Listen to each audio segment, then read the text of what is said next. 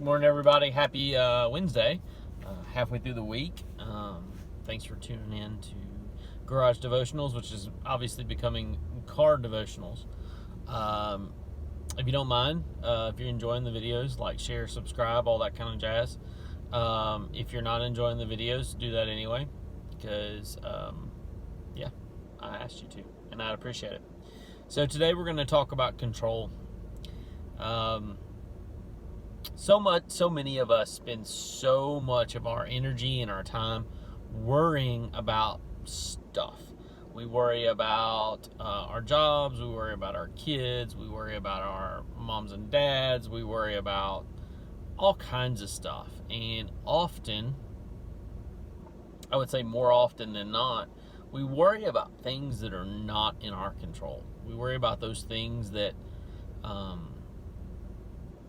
we have no way of changing them. You know, things like sickness, like cancer.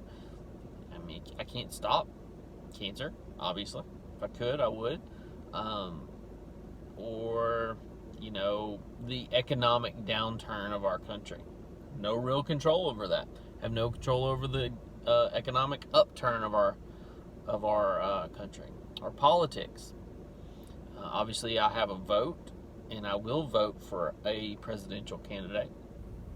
But ultimately, there's 320 million people. My vote is only one of those 320 million people. I know all those people won't vote and so forth and so on, but I have very little control over who's going to be our next president. And I'm okay with that. But I feel like we often live paralyzed by fear, paralyzed by regret, paralyzed, by this worry over things that we can't control. So if you take a look at Daniel, Daniel is living in an environment he has no control over. There's political corruption, there's immorality, there is all kinds of things going on in Daniel's life whenever he is serving as an advisor to the king. And he has no control over it. They even try to take his worship away from him. And when they do that, and they catch him worshiping anyway, because Daniel was a righteous man, they tried to throw him into the lion's den and kill him.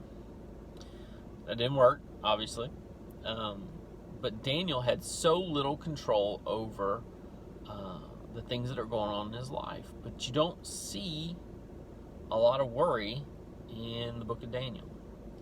Don't see a lot of that anxiety in the book of Daniel. You don't see that kind of stuff. He doesn't seem to be preoccupied with that. And certainly his life is one that you would expect to see those kinds of things. Let's take a look at Daniel chapter 6. We'll start reading in verse 26, just a couple of verses today. I make a decree that in all my royal dominion people are to tremble and fear before the God of Daniel. For he is the living God, enduring forever. His kingdom shall never be destroyed, and his dominion shall be to the end. He delivers and rescues. He works signs and wonders in heaven and on earth. He who has saved Daniel from the power of the lions. So Daniel prospered during the reign of Darius and the reign of Cyrus the Persian. So here we have Daniel's just been thrown in the lion den. The king's just tried to kill him, even though he didn't really want to, but he kind of had to because of the political maneuverings of the people around him, the other advisors. He's tried to throw Daniel into this lion's den, and God has protected him.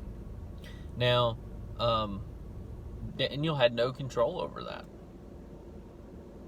The king had no control over that.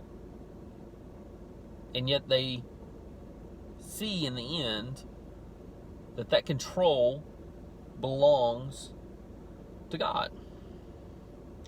God is the creator of all things. Time, people, earth, water, sunshine, all those things God's created. And he holds those things, all those things in his hands. And he controls them. So while we don't always agree with things that happen in our world, we have to understand that no matter what's going on, God's in control. When someone we love gets sick, when the person we don't like gets elected president, when you see that person who's is a liar and a cheater get ahead in life, it's outside of your control. And you can't let that ruin your day or your life. It can't consume you because you are not in control. I believe God's in control, and whatever happens, no matter what it looks like, I believe that He's in control and nothing happens without Him allowing it. And I also believe that because He's in control, ultimately, I win. I win this race. Not because of me, not because of anything I do, but 100% because of God. So guys, I love you. I thank you for tuning in, and I'll see you in the morning.